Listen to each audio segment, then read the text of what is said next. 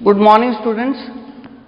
In the previous lecture हमने आपको बताया था कि किस तरह से रिकॉग्निशन एंडोन्यूक्लियस एंजाइम सीक्वेंसेस को डिजायर्ड डीएनए के जो दोनों तरफ है इसको रिकॉग्नाइज कराता है, कट कराता है और उसको फिर वेक्टर में ट्रांसफर करता है।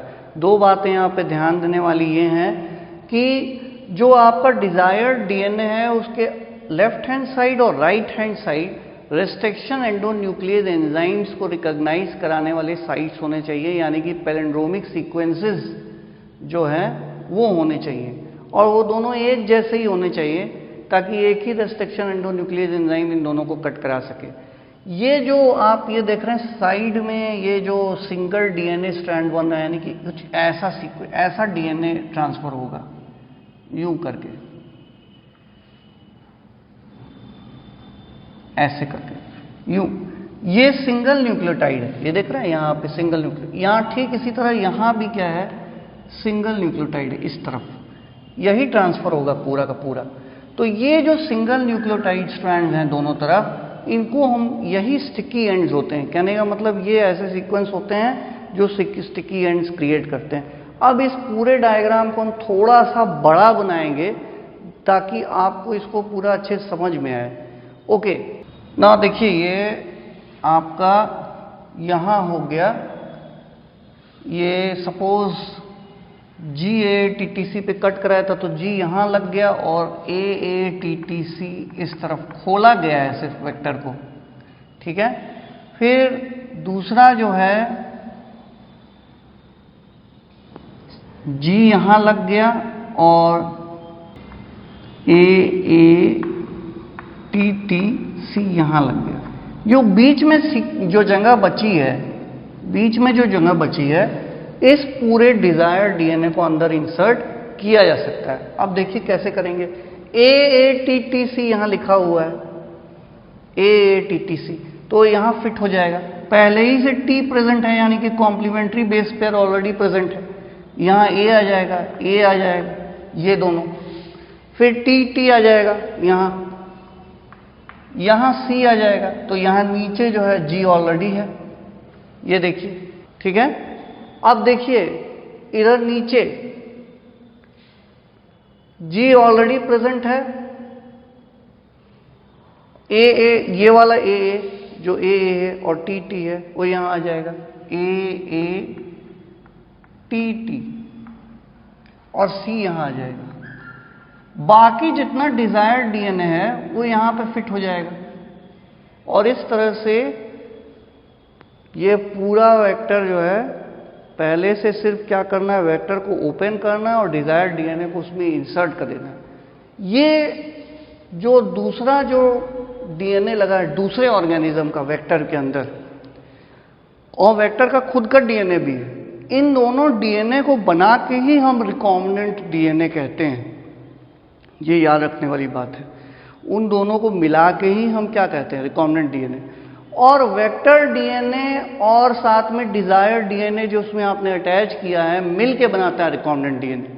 वेक्टर डीएनए और जो डिजायर्ड डीएनए आपने उसमें इंसर्ट किया है वो तभी अटैच होगा जब स्टिकी एंड्स क्रिएट होंगे, यानी कि ये सिंगल स्टैंडर्ड स्ट्रक्चर्स, क्योंकि कॉम्प्लीमेंट्री बेसिस पेयर ऑलरेडी नीचे प्रेजेंट होते हैं तो बड़े आराम से फिक्स हो जाता है। उसमें एक एंजाइम का रोल है जिसका नाम है डीएनए लाइगेज। तो डीएनए लाइगेज वेक्टर डीएनए को और जो फॉरेन डीएनए है उसको आपस में जोड़ देता है और इससे बनता है रिकॉम्बिनेंट डीएनए। तो ये वेक्टर अब तैयार हो गया कंटेनिंग द डिजायर्ड डीएनए। अब इस वेक्टर को होस्ट के अंदर इंसर्ट करना है, यानी वो होस्ट जहां अंदर जाने के बाद जो डिजायर्ड डीएनए में जो जिस चीज के लिए आपने उस डिजायर्ड डीएनए को लिया था, मान लीजिए उस डिजायर्ड डीएनए में कोई प्रॉपर्टी हो, एंटीबायोटिक रेजिस्टेंट हो, यानी जिस होस्ट में ये डिजायर्ड डीएनए जाएगा वो होस्ट एंटीबायोटिक के प्रेजेंस में उसकी डेथ नहीं होगी।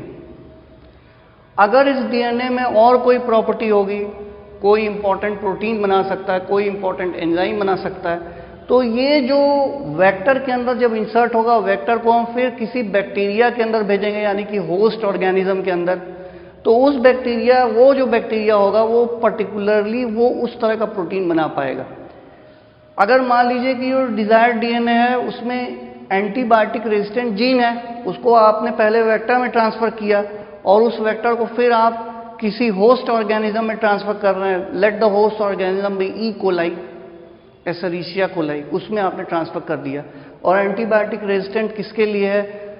मान लीजिए कोई एंटीबायोटिक रेजिस्टेंट है, एंटीबायोटिक रेजिस्टेंट जीन आपने डाल दिया वेक्टर में और वेक्टर को फिर होस्ट ऑर्गेनिज्म यानी कि बैक्टीरिया के अंदर प्लेस कर दिया। अब उस बैक्टीरिया को आप अगर in presence of antibiotics grow कराएंगे तो उसकी ग्रोथ नहीं रुकेगी, वो ग्रो करता रहेगा।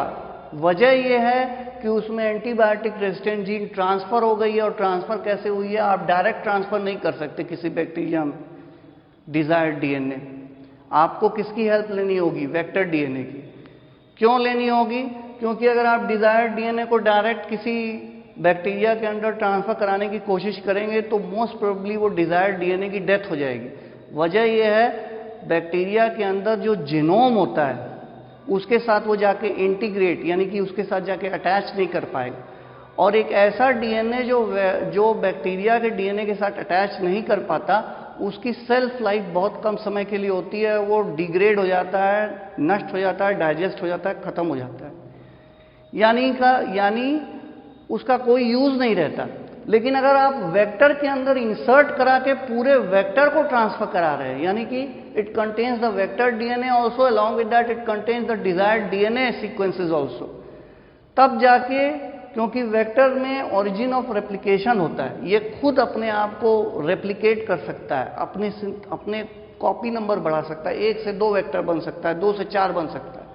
तो आपका जो डीएनए डिजायर्ड डीएनए होगा वो भी 1 से 2, 2 से 4 बनता जाएगा। और क्योंकि ये इसके अंदर रहेगा, ये डिग्रेड भी नहीं होगा, क्योंकि लीनियर डीएनए तो है नहीं कि डिग्रेड हो जाएगा, सर्कुलर डीएनए है। तो ऐसे कंडीशन में वो अंदर बैक्टीरिया के जाके प्रॉपर्टी को शो करेगा, क्योंकि आप जानते हो ये डीएनए और डीएनए से आरएनए बनता है और आरएनए से अल्टीमेटली क्या बनता है? प्रोटीन। तो प्रोटीन जो है एंटीबायोटिक रेजिस्टेंट प्रोटीन भी बन सकता है, जो बैक्टीरिया, उस बैक्टीरिया को अगर आप किसी एंटीबायोटिक में रखेंगे तो बैक्टीरिया की एंटीबायोटिक्स की वजह से ग्रोथ नहीं रुकेगी। तो आई होप आपको ये बात समझ में आ रही है। इसमें कोई अगर प्रॉब्लम हो तो बताइए। आई डोंट थिंक सो कि कोई प्रॉब्लम होगी। तो यानी कि वेक्टर एक बार बन गया और वेक्टर बनने के बाद आप क्या करोगे? उस वेक्टर को होस्ट डीएनए में ट्रांसफर करोगे। नाउ आइडियल वेक्टर्स की कुछ इंपॉर्टेंट कैरेक्टरिस्टिक्स होते हैं वेक्टर्स के। क्या इंपॉर्टेंट कैरेक्टरिस्टिक्स होते हैं? पहला ये कि वेक्टर के अंदर ओरिजिन ऑफ रेप्लिकेशन होना चाहिए, यानी कि एक ऐसा सीक्वेंस जो उसके नंबर को बढ़ा सके। जैसे मान लीजिए जैसे मान लीजिए ये कोई एक बैक्टीरिया है, इसके अंदर इसका जीनोम है और साथ ही साथ प्लाज्मिड भी, यानी कि वेक्टर।